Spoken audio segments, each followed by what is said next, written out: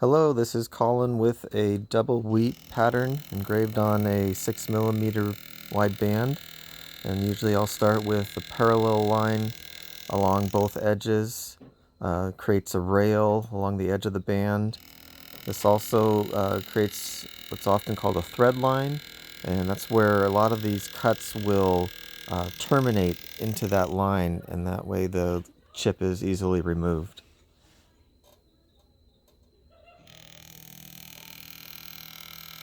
If you don't have that thread line, often you'll have to kind of pop the chip out at the end, sort of like I just did there.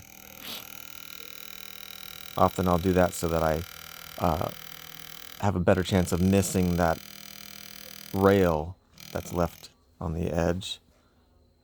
Better not to cut into that.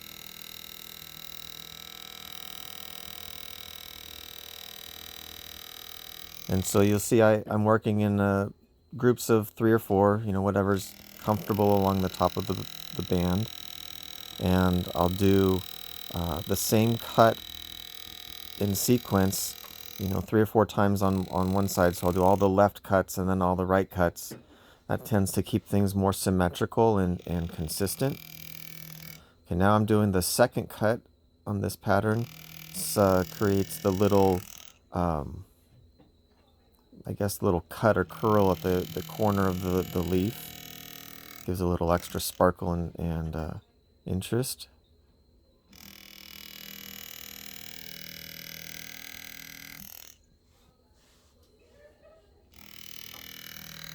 When I start that cut, the graver is about parallel with that first curved cut, kind of going with the center line of the ring, and then I curve out.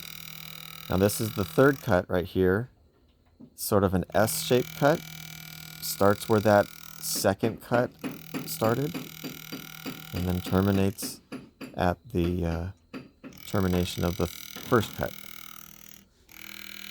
That little S cut creates the second side of the leaf.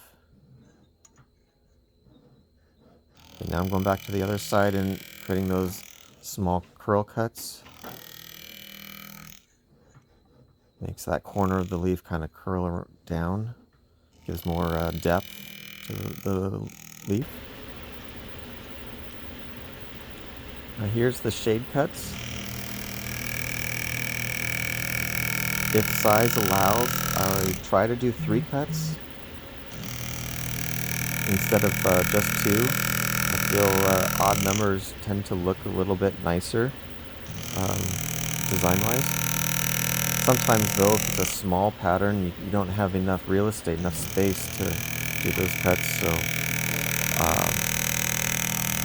I'm using the same 120-degree graver here. There's a carbide graver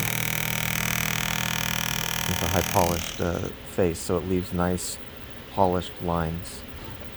And the surface is just a 320 grit sandpaper finish, so it has a nice contrast, so the pattern really pops out.